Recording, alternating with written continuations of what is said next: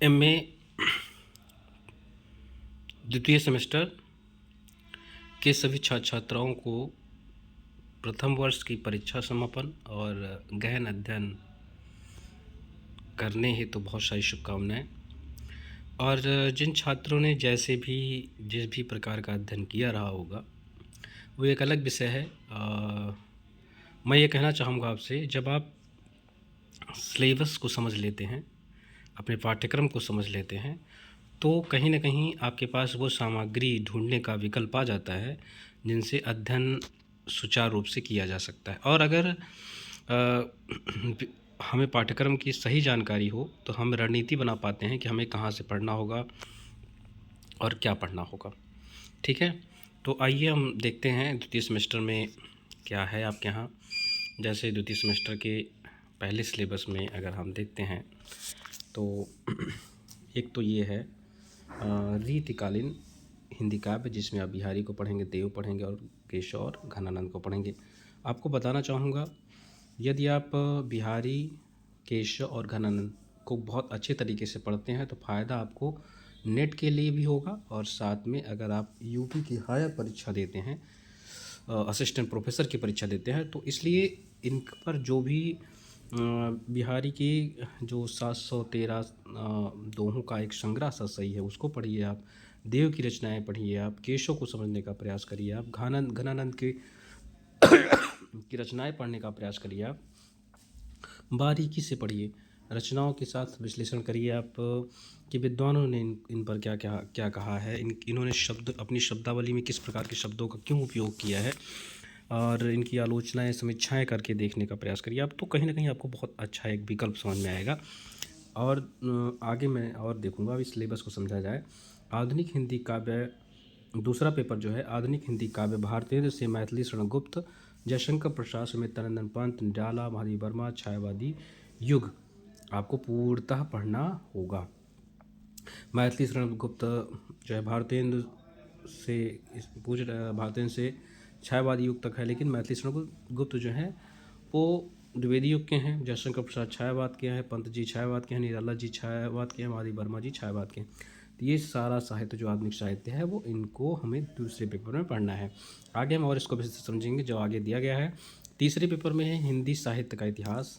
जैसा कि हिंदी साहित्य का इतिहास आधुनिक साहित्य है, तो क्योंकि इसमें भी आधुनिक साहित्य है तो यहाँ आपके लिए कहीं ना कहीं आधुनिक साहित्य का इतिहास, भारतेंद्र युग, द्विवेदी युग, छायावाद युग और प्रगतिवाद, प्रयोगवाद, नई कविता तक हम समझने का प्रयास इसमें करेंगे। काल वाइज भी हम समझने का प्रयास करेंगे, प्रवृत्ति वाइज समझेंगे, विशेषताएं समझेंगे, राजनीतिक परिस्थितियाँ, सामाजिक परिस्थितियाँ, रचनाओं की पृष्ठभूमियाँ क्या हुई होंगी, किस प्रकार स्वतंत्रता का आंदोलन किस प्रकार से प्रभावित कर रहा था, या जो भी है वह हम देखने का प्रयास करेंगे। इलेक्टिव में जो है अगर देखा जाएगा अब कि पाश्चात्य होता है या हिंदी पत्रकारिता होती है। वैसे पाश्चात्य काव्य शास्त्र आपके लिए ज़्यादा फायदेमंद रहेगा, खासकर भविष्य में परीक्षाओं और नेटवर्क के लिए बहुत ज़्यादा महत्वपूर्ण रहेगा। एक चर्चा कर ली जाएगी विभाग में और आपके मध्य क्या रखा जाए। वैसे पाश्चात्य काव्य शास्त्र शायद पिछली बार रखा गया था, और इस बार जो है आप चाहे दलित विमर्श पढ़ लीजिए और चाहे आदिवासी विमर्श पढ़ लीजिए। दलित विमर्श ही पिछली बार रखा गया था, तो दलित की जितनी भी रचनाएं हैं, आत्मकथाएं हैं, कहानियां हैं, उनको हम समझने का प्रयास करेंगे। आदिवासी विमर्श को भी आपको समझना चाहिए, एज अ सिलेबस समझना चाहिए, क्योंकि जो कुछ विषय आपको विषय समझना चाहिए कि क्या विषय आ रहा है, क्या विषय नहीं है उसमें, और उनकी उससे संबंधित रचनाएं हैं, क्या क्या आदिवासी कोई रचनाएं हैं, दलित की कितनी रचनाएं हैं। इन रचनाओं पर आपका विशेष ध्यान होना चाहिए, चाहे आपके सिलेबस में कुछ भी इलेक्टिव में पढ़ाया जाए। पर परीक्षा के आखिरी समय तक यानी एक सिलेबस अवलोकन में आपको इस पर ध्यान रखना चाहिए। हम और विस्तृत से समझने का प्रयास करते हैं। द्वितीय सेमेस्टर में बहुत कुछ दिया गया है, जैसे यहाँ लिखा गया है कि प्रथम प्रश्न पत्र रीतकालीन हिंदी काव्य प्रश्न पत्र के अंतर्गत प्रमुख रीतिकालीन कवियों के प्रदेश छात्रों को परिचित कराकर हिंदी कविता के विकास क्रम से अवगत कराना। कोर और आधुनिक हिंदी काव्य, भारतेंद्र से छायावाद युग, प्रश्न पत्र के अंतर्गत कवियों की रचनात्मक वैचारिकी संप्रेषण कला, राष्ट्र निर्माण में आधुनिक काव्य की प्रभावी भूमि तथा समकालीन भारत की विविध संघर्ष और चुनौतियों के प्रति नवीन दृष्टि और मूल्यबोध से छात्र अवगत होंगे। ठीक है। फिर इसके बाद इन्होंने लिखा है कि हिंदी साहित्य के इतिहास पढ़ करके क्या होगा। हिंदी साहित्य के इतिहास से प्रश्न पत्र के अंतर्गत छात्र आधुनिक युग की भूमिका समझेंगे, नवजागरण को समझने का प्रयास करेंगे, राष्ट्रीय चेतना का विकास समझेंगे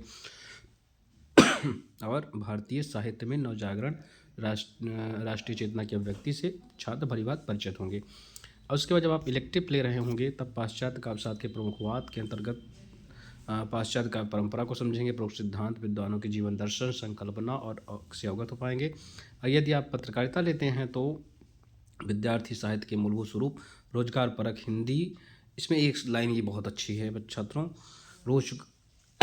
रोजगार परक स्वरूप और हिंदी रोजगार कौशल के बारे में प्रारंभिक जानकारी प्रदान करेंगे। उन्हें व्यावसायिक प्रतिस्पर्धा, वास्तविक सामंजस्य स्थापित करने में सक्षम बनाना, भारतीय संस्कृत और साहित्य के व्यावसायिक प्रचार प्रसार में सहायक बनाना और इसमें करियर बनाने हेतु इच्छुक विद्यार्थियों के लिए तैयार करना। तो आप अगर पत्रकारिता की तरफ जाना चाहते हैं तो आप इसको लीजिए। कोई ज़रूरी नहीं है कि विभाग उसमें आपका साथ दे, आप अपने विषय के साथ आइए, जो आपको सही लगे वो आप ले सकते हैं। चौथा, हिंदी दलित विमर्श, अगर आप पढ़ना चाहें तो आप दलित विमर्श पढ़ सकते हैं। और अगर आप सामाजिक स्थितियों का आप आकलन कर पाएंगे दलित विमर्श पढ़ के। आदिवासी विमर्श का सामाजिक परिप्रेक्ष्य और अंतर्गत छात्र आदिवासी समाज के उनके जीवन के संघर्ष को समझ पाएंगे। दोनों को पढ़ना बहुत ज़रूरी है छात्रों। बाकी आप जो भी इलेक्टिव लेंगे आपका अपना विचार है। थोड़ा सा हम आगे चलते हैं, पाठ्यक्रम की और अंतर्गत क्या है वो हम समझने का प्रयास करते हैं। अगर हम आते हैं तो थोड़ा सा और समय है अब लगेगा, इसके पश्चात जो है हम पहुंच जाएंगे और हम पहुंच गए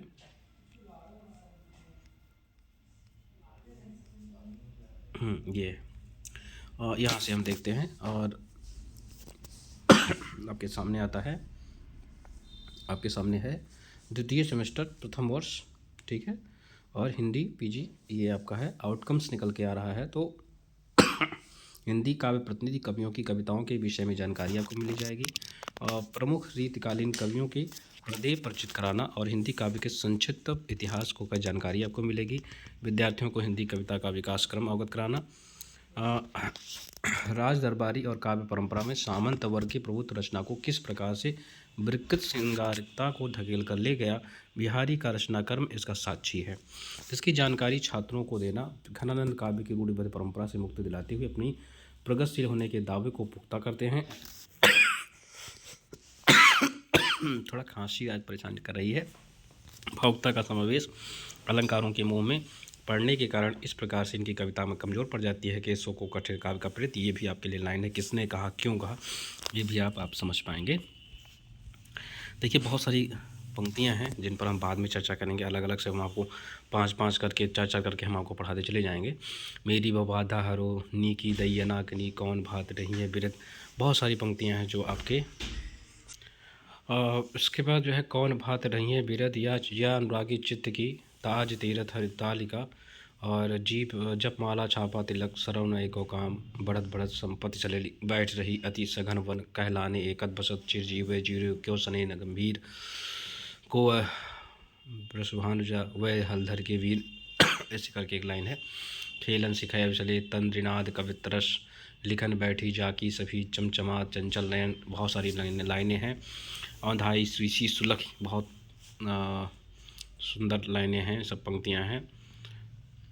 और काट नटत रीझत खिलत, ये भी नेट में पूछा गया था इसमें कि कितनी क्रियाओं की बात की गई है, इसमें प्रश्न पूछा गया था। तो प्रश्नों का अर्थ केवल व्याख्या तक रहे ये अब नहीं रह गया है छात्रों। अगर आप चाहते हैं कि संदर्भ प्रसंग व्याख्या आपकी तैयार हो तो उससे अधिक आपको तैयार करने की आवश्यकता पड़ेगी। अब आप काम करिए जो है, आप इनके एक एक शब्दावली को समझिए, एक एक शब्द में काव्यगत सौंदर्य और अर्थगत सौंदर्य दोनों समझिए। फिर इनकी इसमें भी अगर कोई कुछ नवीनता आपको दिखाई देती है तो उसको भी अलग से आप नोट्स में बनाइए। हर पंक्ति अगर प्रश्न की तरफ इंगित कर रही है, यदि कोई प्रश्नवाचक बन रहा है तो उसको भी अलग से आप नोट्स बनाइए। केवल संदर्भ प्रसंग व्याख्या और काव्यगत सौंदर्य लिख रहे हैं तो उसके अलावा विशेष में भी कुछ आप लेके आइए कि इसमें ये कहा गया है, इसमें ये 7 क्रियाओं की बात की गई है। और इसमें यहाँ पर ये भी लिखिएगा कि बिहारी के, इसमें मैं स्पेशली चाहूँगा कि प्रत्येक दोहे के सामने आप लिखिएगा कि इस दोहे में विद्यार्थी की ये बहुज्ञता पता चल रही है। मतलब ये बहुज्ञता मतलब बिहारी को जो है आयुर्वेद का ज्ञान है, बिहारी को तिथि का ज्ञान है, पंचांग का ज्ञान है, बहुत सारी चीज़ें आप इसमें लिख सकते हैं। बढ़िया से लिखिएगा, अच्छा भी लगेगा और जो नई चीज़ें हमको समझ में आएंगी हमको समझाएंगे। केशवदास हैं आपके पास, केशवदास की ये जो रामचंद्रिका होनी चाहिए, अगर ये इसमें दिया गया होगा तो, इतने सारे इनके पद हैं। और उसके बाद जो है घनानंद, झलकति अति सुंदर हीन भय जलमीन अधीन, घनानंद की है, ये सब पहले पढ़ाया हुआ है। ये स्पेशली 11-12 में कुछ हैं और कुछ नए हैं, इतनी सारी हैं। और ये सब रचनाएं हैं जो आपको पता होना चाहिए। बिहारी का नया मूल्यांकन, डॉक्टर बच्चन सिंह बिहारी, विश्वनाथ प्रसाद मिश्र, केशवदास जीवनी कला और कृतित्व, किरण चंद्र, ये भी आपको समझना होगा। द्वितीय सेमेस्टर में जब आप दूसरे पेपर में आ पाएंगे तो छायावाद काव्य आंदोलन, आधुनिक हिंदी काव्य के विकास में छायावाद का सही परख पहचान छात्र कर सकेंगे। और छायावाद के 4 स्तंभ, प्रसाद, पंत, निराला, महादेव वर्मा। देखिए प्रसाद पहले बड़े हैं सबसे, फिर निराला हैं, फिर पंत हैं, फिर महादेव वर्मा हैं। पहली कविता है मैथिली गुप्त की, दोनों ओर प्रेम पलता है, दीपक भी जलता है, पतंगा भी जलता है, दोनों ओर प्रेम पलता है। कक्षा 11 में भी थी ये। और सखी वे मुझसे कहकर जाते, क्या अपने पग की बाधा पाते, ऐसे कुछ करके कविता है। रुदन का हंसना ही तो गान यशोधरा का है, दोनों एक यशोधरा का, और शायद यशोधरा का दोनों तीनों है क्या। जयशंकर प्रसाद का ये है जो चंद्रगुप्त नाटक से अरुण या मध्य देश और जहाँ पहुँचन जहाँ चिदित को मिलता है तारा, बीती विभावरी जागरी, आपने पहले से भी पढ़ा होगा। चल बुलावा देकर, लहर से है जो घनीभूत पीड़ा थी, आंसू की लाइन बहुत सुंदर है। करुणा के हृदय में विकल रागनी बसती है, क्यों हाहाकार सुरों में, अब मानस सागर के तट पर, ये बहुत अच्छी सारी लाइनें इसमें बच्चों छात्रों बहुत अच्छी हैं। जयशंकर प्रसाद को पढ़ने में मज़ा आ जाता है। और निराला, जागो फिर एक बार, आपके लिए बहुत हर उस खांसी आपको वीडियो में सुनने को मिलेगी, माफ़ करिएगा। जागो फिर एक बार, संध्या सुंदरी है, कुकुरमुत्ता है, सुमित्रानंदन पंत, बाबू के प्रति, ताज, मोह, मानव गुंजन, काव्य संग्रह, ये सब की सब कविताएं आपको पढ़ने को मिलेंगी। अगर किताबें नहीं हैं तो प्राध्यापक आपकी मदद करेगा। कोशिश करिएगा छात्रों, जो छोटी कविताएं हैं उनको आप लिखिएगा, बड़ी कविताओं के प्रिंट्स आप निकलवाइएगा। और मैं नीर भरी दुख की बदली निशा को धो देता है राकेश, पुलक पुलक पर उस शिहर शिहर तन, बिरह की जलजात, महादेव वर्मा की सारी लाइन कविताएं जो हैं आपको रखनी होंगी। आधुनिक हिंदी साहित्य के डॉक्टर नामवर सिंह, आधुनिक हिंदी कविता के विश्वनाथ प्रसाद तिवारी, हिंदी कविता आधुनिक आयाम, हिंदी साहित्य का इतिहास डॉक्टर नगेंद्र, कविता के नए प्रतिमान डॉक्टर नामवर सिंह। इस सब की सब पंक्तियाँ आपको रखना पड़ेगा। द्वितीय सेमेस्टर प्रथम वर्ष, इस पाठ्यक्रम के अध्ययन से छात्र आधुनिक युग की भूमिका, राष्ट्रीय स्वाधीनता आंदोलन पर विकास, नवजागरण और राष्ट्रीय चेतना के विकास, भारतीय साहित्य में नवजागरण और राष्ट्रीय चेतना के अभिव्यक्ति से छात्र परिचित हो जाएंगे। हिंदी साहित्य का इतिहास, आधुनिक काल के सामाजिक, राजनीतिक, आर्थिक, सांस्कृतिक पृष्ठभूमि और आधुनिकता की अवधारणा, हिंदी नवजागरण क्या था, परिस्थिति क्या रही होगी उस समय की। और सबसे बड़ी बात ये छात्रों की, जो हिंदी गद्य का विकास और ईसाई मिशनरी, फोर्ट विलियम कॉलेज क्या था, बहुत सारे प्रश्न आए हैं छात्रों की। इसकी स्थापना किसने की है, इसमें हिंदी प्राध्यापक कौन थे, और सामाजिक संस्थाएं जैसे कि हिंदी साहित्य सम्मेलन हो गया, नागरिक प्रचारणी सभा हो गया, उनकी क्या भूमिका रही हैं। तो धीरे धीरे आप इस पर एक बढ़िया सा लेक्चर, पहले आप सारी संस्थाएँ पढ़िए, फिर उनके लेक्चर का उनका उद्देश्य आप पढ़िए। बहुत शानदार ये कॉन्सेप्ट है। दूसरे में आप भारतीय युग और प्रमुख साहित्यकार, और इसके बाद जो है आप द्विवेदी युग, प्रमुख साहित्यकार, रचनाएं, साहित्यिक प्रवृत्तियाँ आप पढ़ेंगे। जैसा कि आपने पहले इन सभी को पढ़ा होगा, तो अब कहीं ना कहीं हम इनमें फिर से एक बार रेखांकित करेंगे, क्या साहित्यिक प्रवृत्तियाँ रही हैं, दूसरे से अलग क्या था और वो उसमें क्या रहा, उसको भी हम समझने का प्रयास करेंगे। छायावाद, भारतेंदु द्विवेदी छायावाद, सारे के सारे हम अलग से समझने का प्रयास करेंगे हिंदी साहित्य के इतिहास में। और उत्तर छायावादी काव्य की विविध प्रवृत्तियों को भी हम समझेंगे, जिसमें प्रगतिवाद है, प्रयोगवाद है, नई कविता क्या थी, नवगीत क्या था, समकालीन कविता क्या था, प्रमुख साहित्यकार रचनाएं और साहित्यिक प्रवृत्तियों को भी हम समझने का प्रयास करेंगे छात्रों। इनके जो भी ग्रंथ दिए गए हैं उन ग्रंथों का आप नाम याद रखिए कम से कम। हिंदी साहित्य का इतिहास शुक्ल जी का है, हिंदी साहित्य की भूमिका आचार्य प्रसाद द्विवेदी का, हिंदी साहित्य का इतिहास डॉक्टर नगेंद्र ने जिसका संपादन किया, हिंदी साहित्य का इतिहास डॉक्टर ओंकार नाथ त्रिपाठी का, हिंदी साहित्य का दूसरा इतिहास डॉक्टर बच्चन सिंह का, हिंदी साहित्य का संवेदना का विकास, गद्य और पद इनकी दोनों रचनाएं हैं डॉक्टर रामस्वरूप चतुर्वेदी का, हिंदी साहित्य इतिहास की समस्याएं डॉक्टर रामविलास शर्मा को भी आप समझ पाएंगे, पढ़ेंगे तो अच्छे से समझेंगे इतिहास को।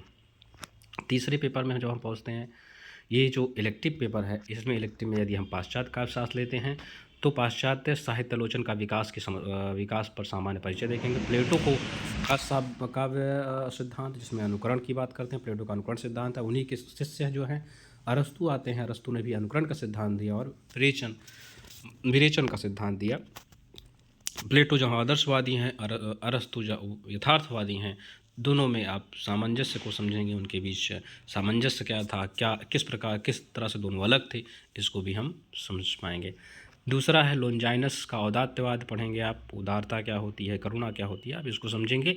टी.एस. एलियट का निर्वैयक्तिकता का सिद्धांत आप पढ़ेंगे, यह भी आपके इकाई 2 में है। इकाई 3 में है सिद्धांत के बाद, यानी स्वच्छंदतावाद, मार्क्सवाद, मनोविश्लेषणवाद, अस्तित्ववाद, आदर्शवाद, यथार्थवाद, संरचनावाद, इनके संस्थापक कौन थे और इसको मानने वाले कौन थे, इसमें प्रमुख रचनाएं क्या रही, इनका आशय क्या था, इनका मंतव्य क्या था, इन वादों का आपको ये इसमें समझ में आएगा। प्रमुख रचनाएं जो है पाश्चात्य काव्यशास्त्र देवेंद्रनाथ मिश्र हैं, प्लेटो का काव्य सिद्धांत डॉक्टर निर्मला जैन, मेरी तरफ से सबसे अच्छी राइटर के रूप में डॉक्टर निर्मला जैन, जो यूनिवर्सिटी में पढ़ाती भी थी और साथ में इनकी पुस्तक भी हमारे हाथों में रही।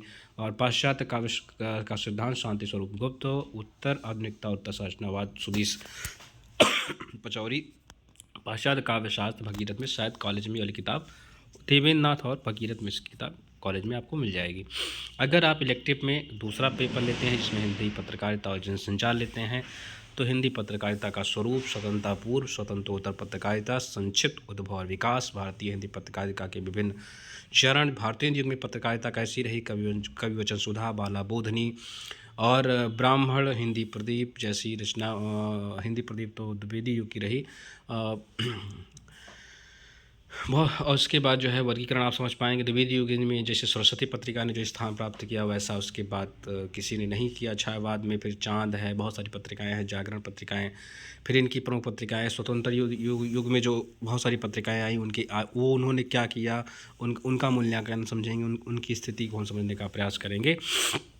फिर स्वतंत्रता युग में हिंदी पत्रिका एक मूल्यांकन, दैनिक पत्र, समाज साप्ताहिक पत्र, जब 1826 के आसपास से जब उदंत मार्तंड आता है, उसके बाद बहुत सारे पत्र आते हैं, उसमें से वो साप्ताहिक होते हैं, पाक्षिक होते हैं। पाक्षिक का मतलब 15 दिन के हिसाब से एक पक्ष, शुक्ल पक्ष या कृष्ण पक्ष के हिसाब से आता है तो पाक्षिक कहलाता है। मासिक पत्र 1 महीने के हिसाब से। 21वीं सदी में पत्रकारिता के क्षेत्र में चुनौतियां क्या हैं, इनके दायित्व क्या है, पत्रकारिता का व्यवसायीकरण क्या हो गया, उस पर आपका क्या विचार हो सकता है, ये प्रश्न किया जा सकता है। मीडिया और समाज के संबंध पूछे जा सकते हैं, एक दूसरे की अनिवार्यता समझी जा सकती है, एक दूसरे के लिए कितने उपयोगी हैं, ये भी हम समझ पाएंगे। समकालीन साहित्यिक पत्रकारिता की स्थिति व समस्याओं को हम समझने का प्रयास करेंगे। और स्वामित्व का प्रश्न, यानी इसका स्वामी कौन है, पूंजीवाद यदि पत्रकारिता को चलाएगा तो कैसे चलाएगा, एक किसान कैसे चलाएगा, मतलब किस वर्ग के पास इस पत्रकारिता, वैसे पत्रकारिता स्वयं निरपेक्ष होती है, किसी भी पक्ष से अलग रहेगी तब ज़्यादा यथार्थ और वास्तविक रूप से कार्य कर पाएगी वो। पत्रकारिता के सिद्धांत और स्वरूप का क्षेत्र भी आपके लिए इसमें है। इकाई 4 में जनसंचार माध्यम, प्रेस को समझने का प्रयास करेंगे हम, रेडियो को समझने का प्रयास करेंगे, टीवी समझने का, फिल्म, वीडियो और इंटरनेट को भी समझने का प्रयास। बहुत सारी पुस्तकें हैं, इन पुस्तकों को भी आप देख लीजिए, समझ लीजिए। इसके पश्चात हम पहुंचते हैं दलित विमर्श, जो कि अगला इलेक्टिव होगा, जो कि अब पिछली बार लिया गया था, इस बार भी शायद यही रहे। दलित विमर्श समझेंगे, अर्थ, परिभाषा और स्वरूप समझेंगे, दलित विमर्श की अवधारणा पृष्ठभूमि को समझेंगे, दलित साहित्य चिंतन का वैचारिक आधार समझेंगे। इकाई 2 में दलित साहित्य की परंपरा, भारत के प्रमुख सामाजिक आंदोलनों को समझने का प्रयास करेंगे, दलित मुक्ति का सवाल, अस्मिता और अस्तित्व पर प्रश्न। दलित विमर्श क्या होता है, इसको भी हम समझने का, अच्छे ढंग से समझने का प्रयास करेंगे। दलित साहित्य कि सामाजिक सांस्कृतिक सरोकार उनकी प्रमुख प्रवृत्तियों को भी हम समझने का प्रयास करें। इकाई चार में आपके पास सीधा सीधा दलित रचनाएं हैं। आत्मकथा मुर्दैया डॉक्टर तुलसीराम को पढ़ना पड़ेगा आपको। उपन्यास छप्पर डॉक्टर अजय कदम को पढ़ना पड़ेगा। कहानी हारे हुए लोग मोहनदास नैमिषारण्य। सूरजपाल साजिश चौहान सिलिया सुशीला टागभोरे। और कविता बस बहुत सोच का ओम प्रकाश वाल्मीकि प्रारंभिक 5 कविताओं को। इनमें से ये बहुत शानदार रहा कि आप इनमें से सारी रचनाओं को आप खरीदिए और पढ़िए, वरना कॉलेज या कहीं किसी से संपर्क करके आप लीजिए। दलित साहित्य का सौंदर्य साथ ओम प्रकाश वाल्मीकि, दलित साहित्य के प्रतिमान डॉक्टर A.N. सिंह, दलित दुनिया प्रोफेसर कालीचरण स्नेही और इतने सारे रचनाकारों के साहित्य से आप दलित साहित्य को अच्छे ढंग से समझ पाएंगे। आगे हम पहुंचते हैं जो कि अंतिम आपके यहाँ इलेक्टिव है, इसको आप देख लीजिए। ये इलेक्टिव है, इसमें हम छात्र आदिवासी स्वरूप पृष्ठभूमि मूल संकल्पना के दर्शन को अवगत होंगे। आदिवासी विमर्श के अध्ययन से आवश्यकता उद्देश्य को समझ पाएंगे। आदिवासी विमर्श की परिभाषा, अवधारणा और वैचारिक आंदोलन, जल जंगल जमीन का सवाल, आदिवासी समाज को भी हम समझने का प्रयास करेंगे। सामाजिक और सांस्कृतिक चुनौतियाँ, शायद एक हम जिस क्षेत्र में रहते हैं, हम जहाँ रहते हैं वहाँ पर उन चीज़ों पर उतना ध्यान देते नहीं हैं, शायद वो हमारी अनिवार्यता है ही नहीं, और इसलिए हम आदिवासी विमर्श को उतना ढंग से समझ नहीं पाते हैं। पर सत्य तो यही है कि जहाँ जो ये आदिवासी विमर्श है, इसका एक अलग स्वरूप है और इसका एक अलग चित्र है जो बहुत ही दयनीय है। महाश्वेता देवी हैं, बंगाल की, लिखती हैं। मैंने उनकी रचना पढ़ी तो मुझे बहुत लगा। मुर्दैया मैंने पढ़ने का प्रयास किया, मुझे बहुत अलग लगा। और संजीव धार और ग्लोबल गांव का देवता रणेंद्र की रचना उपन्यास है, ये आपको पढ़ने को मिलेंगी। कविताएं, क्या तुम जानते हो स्त्रियां, आदिवासी स्त्रियां उतनी दूर मत ब्याहना, नगाड़े की तरह बसते हुए शब्द, काव्य संग्रह से क्या हूँ मैं तुम्हारे लिए बिटिया, मुर्मू के लिए, ये सब। इस समय आपकी राष्ट्रपति जी भी आदिवासी क्षेत्र से आती हैं, आदिवासी हैं। तो कहीं ना कहीं आपको ये समझना चाहिए कि क्या एक मूल्यांकन या एक चित्रांकन समझने का प्रयास करिए, क्या सत्य क्या है या हमसे अलग क्या है। हम अपनी कमियों के लिए रोते रहते हैं कि हमको ये समस्या है, हमको वो समस्या है।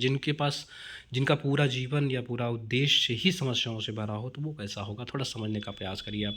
कहानी अमली, हरिराम मीणा, परती ज़मीन, पीटर पाल एक्का और कानी बाट मेहरू निशा परवेज़ को इस इकाई 4 में हम पढ़ेंगे। और ये सारी रचनाएं हैं जो आदिवासी विमर्श पर रचनाएं मिलेंगी। आप कम से कम इतना समझ पाएंगे कि ये सब लोग जो हैं वो लिखते हैं आदिवासी दर्शन और साहित्य। वंदना टेटे लिखती हैं आदिवासी साहित्य परंपरा और प्रयोजन, वंदना टेटे लिखती हैं। रमणिका गुप्ता आदिवासी अस्मिता का संकट, इनकी आत्मकथा भी है, अगर आप हुदरी ऐसे कुछ करके है देख लीजिएगा। भारत के आदिवासी प्रोफेसर मधुसूदन त्रिपाठी, ये बहुत अच्छे लेखक हैं। जसप्रीत पजवा आदिवासी स्वर्ग लिखते हैं, साहित्य के आईने में आदिवासी विमर्श। ये सब आपको पढ़ना है छात्रों, ठीक है।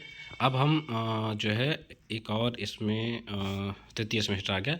अब हम यहाँ पर मैं समाप्त करता हूँ। और थोड़ा सा खांसी की वजह से डिस्टर्ब हुआ होगा, लेकिन आप मुझे जो है MA वाले सभी छात्रों को मैं कहूँगा इसको पूरा आप देखिए, समझिए। और सबसे पहला काम करिए छात्रों कि आप लाइक करिए और उसके बाद सब्सक्राइब सबसे करिए। मैं तो क्लास में कहने वाला नहीं हूँ, आप प्लीज़ करेंगे तो मुझे अच्छा लगेगा। साथ में मेरे साथ रहेंगे। कोई छात्र अगर मेरी किसी कारणवश से क्लास नहीं ले पा रहा है तो कम से कम इसके माध्यम से जब उसके मैसेज और कमेंट्स मुझे मिलते रहेंगे, उसका लाइक और उसका कमेंट मुझे दिखता रहेगा, तो मुझे पता चलता रहेगा कि आप कहीं व्यस्त हैं लेकिन आप कक्षाओं में हैं। ये कक्षाओं के लिए तो नहीं है, लेकिन कहीं ना कहीं ये आपका लाभ, आपका एक प्रयास मुझे आपसे जुड़े रखेगा और आप अपने पाठ्यक्रम से जुड़े रहेंगे। कुछ भी वैसे नहीं होता है, कुछ ना कुछ विकल्प और संकल्प होता है। चलिए फिर मिलते हैं और इसको आगे एक एक बिंदु को समझने का प्रयास करेंगे। हम बिंदु के साथ पुनः आएंगे। चलो अभी चलते हैं, पाठ्यक्रम हुआ समाप्त। नमस्कार।